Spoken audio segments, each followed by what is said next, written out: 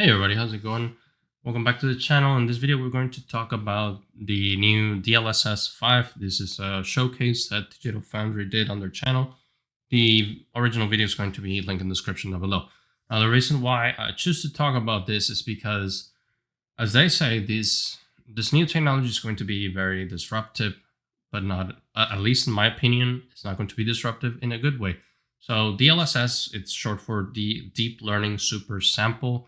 And this is Nvidia's AI upscaling, which honestly, it's good. I've used DLSS on many games. It makes the games look better, look a little bit better too. There is a little bit of a blurriness because, again, it's AI upscaling. But overall, it's fine. My issue with this iteration, at least with what they have showcased so far, is the fact that it's changing the image to whatever the AI wants. So we're going to see here the examples. I think the biggest one is the one that they focus the most. This one from Resident Evil Requiem.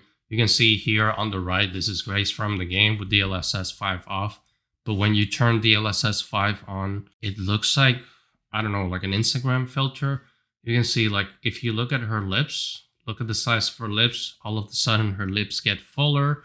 All of a sudden she starts showing a lot of makeup around it. So Digital Foundry likes to say, well, it's enhancing the lighting, it's enhancing the ambient occlusion. This isn't enhancing the lighting and ambient occlusion, just that this is literally changing what the character represents. Like, look at this image and look at this. It looks like an image from one of those AI generation software was overlapped on top of the character. And yeah, they say we're not changing geometry, we're not changing textures. Of course, you cannot do that once the game is rendering, but the look of the game, this is literally changing the look of the character. So far, the environment looks fine. It looks as if it was path traced. So if we keep going, they do have another example here. This is a closer look. It even highlights what I'm saying. You can see that first, there is no reflection in her eyes. This adds some reflections, which it's okay. The problem is, look at the shape of the nose. It enhances the shape of the nose. It changes the lips completely. And it changes the makeup around the eyes, which I think is ridiculous. Now, they do have other examples here, like the environment in Oblivion. And if you've been playing Bethesda games for as long as I have, which is more than a decade, you will probably be familiar with reshades. That's a very popular mod for Bethesda games and for other games too. I think this is doing what reshades do, which is not a big deal. To be fair, I don't think it looks bad. I think it washes the picture out a little bit and it makes everything look brighter. You see what it is with DLSS on and on. It really changes the overall look. So this is changing the art direction of the game. And maybe I'm paying too much attention to this because I'm a game artist, but I think there is value in art direction, the direction of the lighting, how the textures are created and everything. And basically DLSS5 is changing things. It's not enhancing, it's not path tracing, it's not extra ray tracing. It's literally changing the look, changing the shadows, changing how everything is presented. This is from Starfield. They show a lot of footage from Starfield. You can see how this character looks. Characters in Starfield, I would say they're not up to par when it comes to facial detail because of the creation engine. We have a dissected video on the channel if you want to watch that, where I actually showcase Starfield models.